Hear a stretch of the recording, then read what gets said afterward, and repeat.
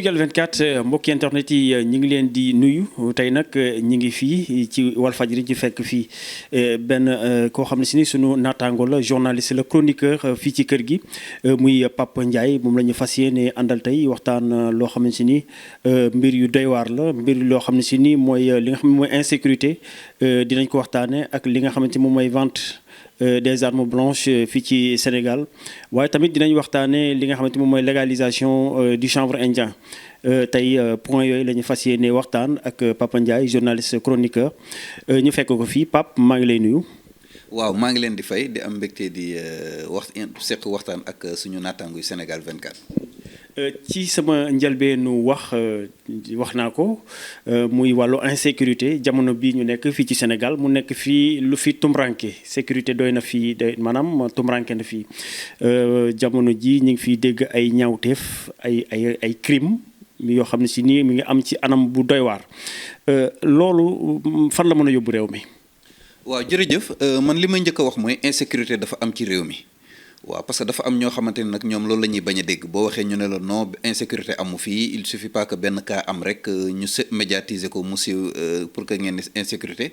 waaye kuy waxal yàlla tey jii nii sénégalais yépp mën nañ seede ni ñàkkum kaaraange gu tar moo am ci réew mi te amul benn région nag booy dem boo xamante ne épargne na la ni mu amee Dakar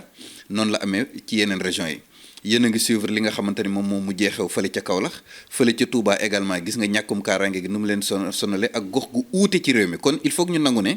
ñàkk kaaraange dafa am ci réew mi am ci Sénégal léegi nag ñi ko war a taxawee nag ñoom ñoo war a xool loolu naka lañ koy lijjantee pour tontu li nga laaj dañ ko war a lijjanti ñi ci war a taxaw yëpp dañ ci war a taxaw parce que bu ñu ko lijjantiwul population bi ñoom seen bopp ñooy jug pour fayul seen bopp parce que bu la leeree ni kii nga Samba Boy bii kat soo jaamarloo ak moom faagaagal ko buñ ko tegee loxo quelque fan wala quelque mois mën nga ko gisaat muy doxaat ci biti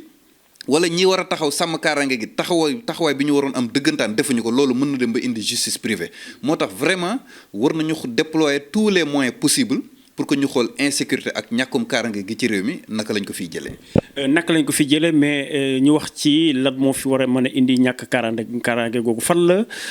nguur gi wala ñi nga xam ne si ñoo ŋànk wàll woowu fan la ñu lajjee. waaw laaj boobu laa doon xaar laaj bu am solo ngi noonu man dama jàpp ni man boo delloo ay ñetti at ci ginnaaw ku ma waxu insécurité dama la naan état moo deful liggéeyam parce que joxul takk der yi moyens yu doy yoo xamante ni moom la ñu war a am pour xeex mbir mi mais fii ma toll ni en 2020 man jàpp naa ni bu fekkente ni état naam layalu ma état sax parce que bokkuma ci état ba nekk di leen waxal wala ma ne de la mais dama yaakaar ni ñi nga xamante ne ñoom ñooy kuréelu takk der yi nga xam ne ñoo nekk ci réew mi war a sàmm kaaraange réew mi taxawaay bi ñu waroon am dëggantaan amuñu ko dafa des lu baree bare parce que ñun dañuy suivre cas yi benn par benn nekk sur le terrain toutes ces années là ñuy suivre bu baax a baax état bi jox na leen moyen ñoom seen wàllu bopp nag ñoom ñoo ci des parce que déjà d'abord bu fekkente ni ñoom dañuy dàq ne bañ ne insécurité amul ci réew mi rek ça pose problème dañ lay agressé bu ñu la agressé wul dañ lay rey wala ñu cambriolal dajji sa boutique dajji sa kër dajji sa leneen ak leneen ay nit mën a bëgg taxaw ne insécurité amul ci réew mi yaakaar naa ne loolu moom wax dëgg yàlla waxu caaxaan la beneen mbir bi tamit mooy police ak gendarmerie taxawaay bi ñu war a am dëggantaan pour xeex insécurité wax dëgg yàlla dañ ko war a def parce que boo dafa des bu baax a baax parce que boo xoolal Touba il aura fallu que insécurité bi sonal leen lool ba porte-parole xalif général des mourides génn wax pour que ñuy soog a mën ay arrestation naan ay def ay li nga xamante ne moom mooy ay yenn opération yi maa ngi gis benn communiqué buy wax ne xaw ma ñaata nit 200 nit xaw ma lu toll ci ñaata nit la ñu jàpp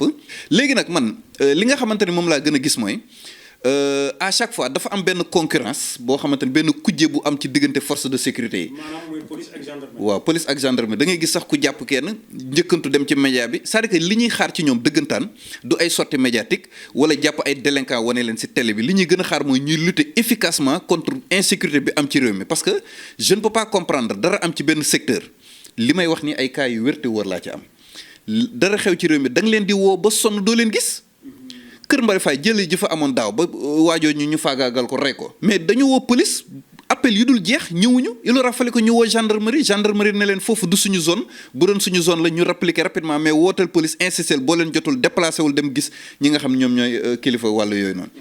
kon wax dëgg yàlla ñoom tamit vraiment nañ dimbali askan wi taxawaay bi ñu war a am ñu lutter pleinement contre l'insécurité parce que boobu léegi ñoom moyen moo doon seen prétexte mais tey état bi jox na leen moyen kon ñoom taxawaay bi ñu war a am nañ ko am dëggantaan vraiment pour lutter efficacement contre insécurité bi mu jóge fi parce que tamit ñun loolu lañu leen dénk mais aussi insécurité ku ci tudd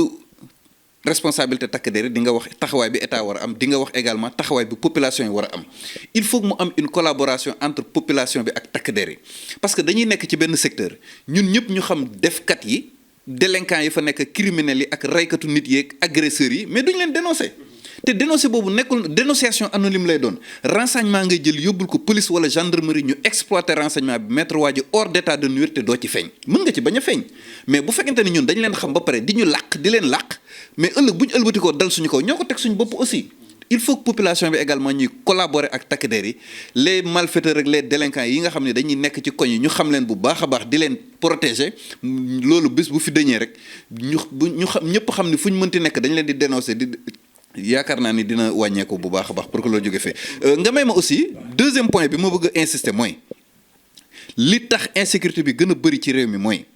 day am ay délinquants yoo xam ne police ak gendarmerie dañuy def liggéey bu mucc ay jàpp leen mais bu ñu leen defee rek du ñu dem du ñu tëdd ci kaso bi c'est-à-dire que man mën naa comprendre nit koo xamante ne c'est la première fois mu am problème ak justice mooy ñi ñu tuddee délinquant primaire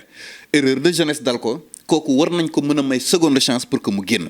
mais ñi nga xam ne ay récidivistes lañ dem kaso ñaari yoon ñetti yoon mais ñooñu ay defkat lañ ñooñu dañ leen war a bàyyi ci kaso bi ñu purger seen peine payer seen dette envers la société parce que à chaque fois da ngay gis ñu gracier ñoo xamante ne waruñ ko mériter yéen a ngi dégg scandale Wuri Diallo ñi ngi ko doon wax pareeguñ ci bërki Dembo Ndiaye am na ci chambre criminelle bu Dakar un certain Alassane Wangara Diop boo xamante ne dañ ko gracier alors que jugement bi jeexagul te trafic de drogue lañ ko tëjee woon c'est-à-dire que yu mel nii grâce bi pareen saay war vraiment ñi nga xamante ne loolu moom état du Sénégal man président de la République laa ci interpellé au premier chef war na lijjantiwaat anam yi ñu defee grâce ñu bàyyi di jox grâce présidentielle ñi ko mérité wul les récidivistes la defkat yi nga xam ne ñoo sonal population bi te seetlul à chaque fois période grâce bu jàllee rek ci la insécurité di bëri ci réew mi parce que période yi ñu koy joxe mooy bu ñu duggee ci at mu bees mi gis nga ba ñu duggee ci at mu bees mi 1er janvier yàggul gis nga insécurité bi ni mu commencé donc ñi ñuy libéré di leen gracier te mérité wuñ ko amuñu lu ñu tuddee ay gages sérieux d'amendement ça pose problème il faut que ñu saytuwaat grâce yi bu jëree ñu indi fi un cadre juridique bu leer loi yu leer nañ ñu mën a xam grâce kan moo ko mën a mérité kat ñan ñooy ñi nga xamante ne ñoom ñooy les personnes éligibles à la grâce présidentielle loolu bu fi amul ça pose problème kon ñi yor grâce di ko séddale ni ñu dimbali askan wi di ko jox ñu ko mérito bàyyi di ko jox ñi nga xamante ne mérité wuñ ko bu ñu génnee dañuy delluwaat ci leneen li nga xamante ne dañ ko defoon ba mu jural leen ñuy dal ci kaw askan wi. yaa ngi ko doon wax léegi ci sa ay biir wax nga ni dañ leen a ñaaw def ko ñaawtee fii dañ leen a war a traquer mais à chaque fois dañuy seetlu ne su problème amee su crime amee su meurtre amee gendarmerie wala police dinañ def seen liggéey dinañ def les premières enquêtes mais du mujj fenn. loolu tamit problème la. waaw xam nga lii waral loolu nag lu dafa bari ndax mbir mën na am gaa mais est-ce que kii ñu jàpp ni yóbbu ko tribunal moom mooy ki nga xam ni moom moo ko def parce que souvent dara day am fenn coow li bari lool ñu jàpp nit yóbbu ko tribunal après ñu bàyyi kooku mais même bu fekkente ne agression bi am na jëf ji am na mais tribunal attekat bi atte bu ko leeree ni kii ñu indi ci kanamam du moom moo def mbir mi mais daf koy bàyyi c'est-à-dire que mbir mi bu amee est-ce que kii ñu jàpp moom moo def mbir mi loolu la ñu war a njëkk a def ba pare tamit. takk der ñu xam ne ils ne sont pas astreints à une obligation de résultat mbir am na fenn benn agression neewuñ la par force da nga war a jàpp nit procureur bi nga xam ne mooy seen patron ci wàllu googu neewu leen par force jàppal ma nit daf la naan wëral ma ki def lii donc bu fekkente ni gisoo ko également ça ne veut pas dire que gisoo ko rek da nga war a dem jàpp ay innocent yóbbu leen parce que à chaque fois gis nañu coow li day bëri ci benn mbir loolu bu ñu jàppee nit ki yóbbu ko tribunal ñu libéré leen gis nga temps yi sax da nga koy seetlu ba ci arrestation yu bëri ñoom waay ñenn ñu bokk ci mouvement citoyen yi ñuy jàpp saa ñu leen jàppee bu ñu yóbbee tribunal dañ leen di mujjee bàyyi donc loolu tamit il faut ñu xoolaat bu baax a baax ça ne veut pas dire que coow li lu mu bëri bu ñuy jàpp tam nañu xool bu baax a baax ñi ñuy jàpp ñan lañ bañ a jàpp ay innocent yoo xamante ne seen yoon nekkul ci mbir mi demee tribunal tam également dañ leen di mujjee bàyyiwaat. alors ma fàttali ko Pape Ndiaye journaliste chroniqueur moom la ñu àndal tey ci sunu waxtaan fas yéene ni ma ko waxee rek dugg ci ay ponk yu doy waar fi may bëgg ñu dugg fa dafa xaw a jege ak fi li ñu doon waxtaanee léegi muy wàllu njaayum arme blanche. ñu koy wax lu mel ni que paaka wala jaasi wala beneen xeet bu mel noonu dafa mel ni sunu réew loolu maîtriser wuñ ko maîtriser wuñ ko est-ce que tamit moom mooy indi yenn jiyee yi ku nekk am accès ci arme mën a def lu ñaawteef. waaw bu dee ci circulation arme blanche man li ma jàpp lenn la ndaxte ñi nga xamante ne seen xam-xam màcc na ci wàllu yoon xam nañ ne Sénégal am na fi loi bu fi am di réglementer tënk lépp loo xam ne jëm na ci wàllum ngànnaay mooy la loi de 1966 sur le régime général des armes de munitions nga xam ne armes yi daf ko diviser en 7 catégories catégorie bu ci nekk mu wax la kan moo ko war a yor ak naka lañ ko war a jëmale première catégorie arme de guerre yi ak yeneen ak yeneen ak yeneen ba ñëw bi ñuy catégorie bi nga xam ne moom moo prévoir les armes blanches am na lu ci loi bi wax man nag dama jàpp ni population bi ñëpp dañ leen informé wul carrément ñu xam bu baax a baax wàllum arme blanche lañ la ci yoon wax li ko waral nag yemul ci loi boobu comme yeneen loi yu bëri yi am Sénégal yëpp loi yi ci nasaraan lañ koy tënk Sénégalais yëpp du Sénégalais yëpp ñoo jàng tubaab ba mën a comprendre loi yi ñu tënk ci français nit ki amee droit jàng ne man damay jàng français am diplôme français noonu la nit ki amee droit ni man arabe laay jàng diplôme arabe laay jàng wala leneen ak leneen am na ci ñoo xamante ne tam également ñoom ay analphabète lañ wala ay illettré lañ jànguñu kon loi yi bu ñu ko doon tekki ci làkk yi ñu dégg ba ñi nga xamante ñoom ñooy askan wi ñu koy appliquer mën koo jëriñoo mën koo xam dina wàññi lu baree bari loo xamante ne ñu ci bëri dañuy def yoo xam ne xamuñ lu ci loi bi wax loi yu bees yi bu ñu ko voté tee vraiment dina jaadu lool ñu xool ci yan anam lañ koy tekkee ba population bi ñi nga xamante ñoom ñoo koy victime ñoom ñoo koy subir ñoom ci seen kaw lay dal ñu xam bu baax a baax loi yu bees yooyu nga xamante ne am na fi naka lañ koy jëriñoo su yaakaar naa ne loolu mooy li nga xam ne moom moo waral coow li maintenant bu ñu expliqué woon population ba ñoom ñëpp xam lan la loi bi wax ci wàllum arme blanche dinañ ko jëfandikoo dinañ xam bu baax a baax ban taxawaay lay am ndaxte am na ci yoo xamante ne dañ lay tere nga koy doxantoo wala nga koy gànnaayoo wala nga koy yor foo xamante ni waroo ko fa yor wala ngay dem ci ay manifestation di ko yor donc loolu nag ña koy jëfee peut-être dañuy jàpp ne nul n'est censé ignorer la loi mais concept boobu tam war nañ ko xoolaat war ko réviser bu baax a baax. donc ñu xool ñan ñoo war a yor li nga xamante ni moom mooy arme blanche mais Pape bëgg naa ñu taxaw foofu parce que tamit xam nga dañu nekk ci société boo xam ne si nii dafa nekk société bu doy waar da ngay gis nit mu yor paaka nga ni ko paaka bi mu ne dama ciy liggéey mu yor jaas yi sunu mbokki alpulaar yi dañuy yor jaas yi nga wax mu la ñoom dañ seen jumtukaay la dañuy nekk ci àll bi di gor di am lu ñu jox seen jur mais tamit est-ce que loi bi tamit même su fekkee loi bi leer na ci wàllu bind mais est-ce que tamit loolu du nekk problème. waaw xam nga bu fekkente ne nit ki am na ñoo xam ne bu dee seen wàllub liggéey la. mën nañ ko comprendre. mais d'habitude dama lay dagg parce que d'habitude ñoom ñooñu di wax damay liggéey boucher yi wala pëli ñooy xeex dóorante jaas yi wala ñu dugg fenn di def ñaawteef dóorante affaire yi ñoom ñi yor arme yooyu ñoom ñooy def ñaawteef yi. waaw loolu moom dañ koy nemmeeku lu bëri ñi nga xam ne dañuy nekk ci àll yi yor seen jaas yi di cor nit ñi rek yaakaar ni ñoom moom nit ñi wala kii loolu moom wax dëgg yàlla bu weesuwul rek fii Diamniadio am na benn gendarme bu ñu ko def benn coow moo fa amoon gendarme bi ñëw mais dañ ko cor. ba gaañ ko ci loxo tey ko jaasi donc ñooñu tamit ñooñu lu yoon war a lijjanti la maanaam ñi nga xam ne dañuy nekk ci àll yi yore seen jaasi yaakaar ne ñoo moom nit ñi wala ñoo moom dëkk bi c'est-à-dire que gis nga état de droit bu ñu koy wax il faut que mu am sens état dafa war a fort justice am doole boo xamante ni moom lay mën a jàmmarloo ak defkatu ñaawteef yi nga xamante ni carrément ñii ay defkat lañ ñu ràññee leen ni ñii ay defkat lañ donc loolu daf ci war a am te foofu sax dinaa xaw a glisser wàlle tuuti pour xam nga maa ngi la doon wax léegi lu jëm ci wàllum bi ñuy wax wàllum insécurité bi parce que arme blanche et insécurité c'est un peu lié